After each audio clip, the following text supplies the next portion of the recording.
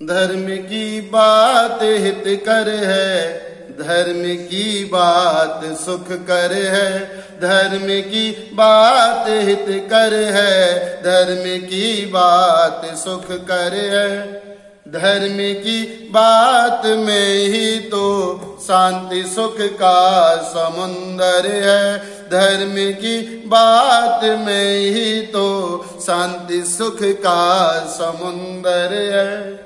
जिन्होंने धर्म को धारा मिला उनको किनारा है,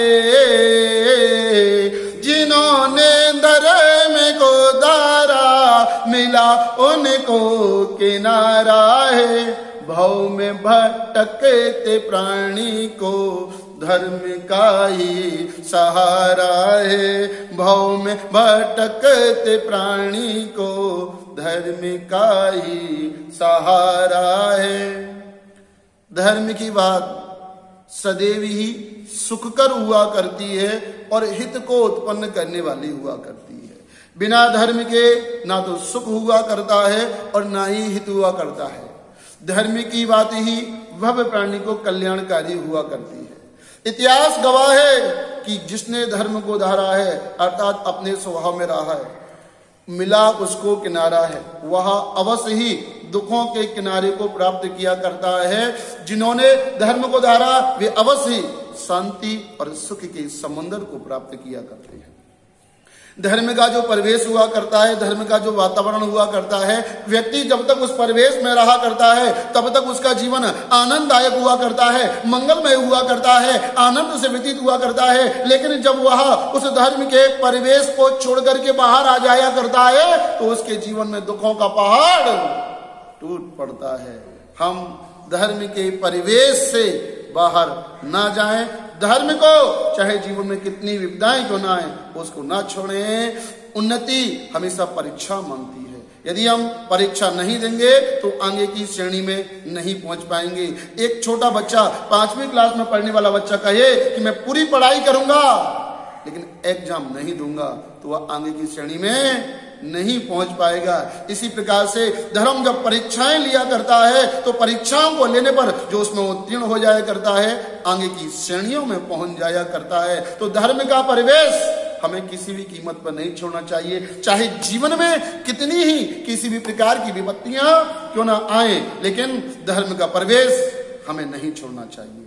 एक छोटे से दृष्टांत के माध्यम से जो छोटे छोटे बच्चे लोग हुआ करते हैं, 4 साल का बच्चा, 5 साल का बच्चा, 6 साल का बच्चा, वो मेरे पास में आते एक छोटी सी कविता सुनाते हैं। कौन सी कविता? मछली के विषय में कविता सुनाते हैं। मछली के विषय में वो कहते हैं, मछली जल की रानी है, जीवन उसका पानी है, हाथ लगाओ डर जाएगी, बाहर निकालो मर जाएगी। उन्होंने एक लाइन और जोड़ दी है, पानी में डालो जी जाएगी।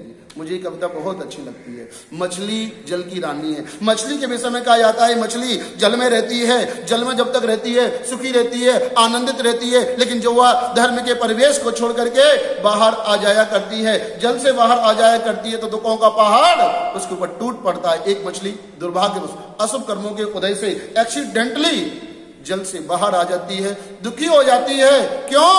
क्योंकि मछली के अंदर वैज्ञानिक लोग बोलते हैं कि इस प्रकार का श्वसन तंत्र हुआ करता है जो जल में घुली हुई ऑक्सीजन ही ग्रहण कर सकती है, लेकिन जब वह बाहर आती है तो सांस लेने में भी उसे तकलीफ होती है। कुछ पुण्य योग से, कुछ संतों का, मुनियों का उसके समीप से गुजरना होता है, वह अपनी दुख की अभिव्यक्ति अपने शरीर के माध्यम से प्रकट करती है कि गुरुराज दुखी हूं, दुख से मुक्ति का उपाय बताओ। संत भी मछली के स्वभाव को जानते थे, इशारा कर देते हैं जल में चली जाओ। मछली ने संतों की, मुनियों की, गुरुओं की बात का अनुकरण किया, जल में गई और सुखी हो गई।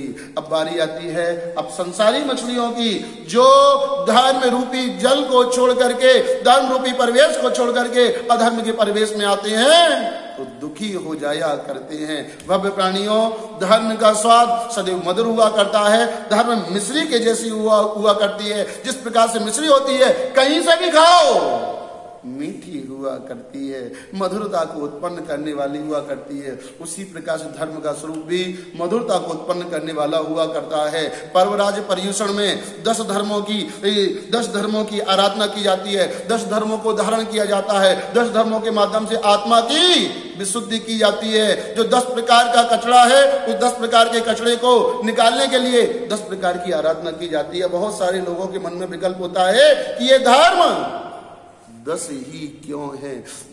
तो उसके लिए कहा गया है कि बुराई का प्रतीक रावण को माना जाता है। दुनिया में प्रसिद्धि है, 10 मुखी कौन था जग में, सभी रावण को बतलाए। 10 मुखी कौन था जग में, सभी रावण को बतलाए। अनीति व अधर्मों के पाप के मुख ये बतलाए। रावण के जो 10 मुख हैं, 10 प्रकार की अनीतियों अधर्मों के प्रतीक हुआ करते हैं। अनीतियां अधर्मों के पाप के मुख ये बतलाए। जब रावण के 10 मुख तो क्या राम के न हो सकते। जब रावण के 10 मुख तो क्या राम के न हो सकते। आत्म राम के भी 10 मुख न्याय नीति की बतलाए।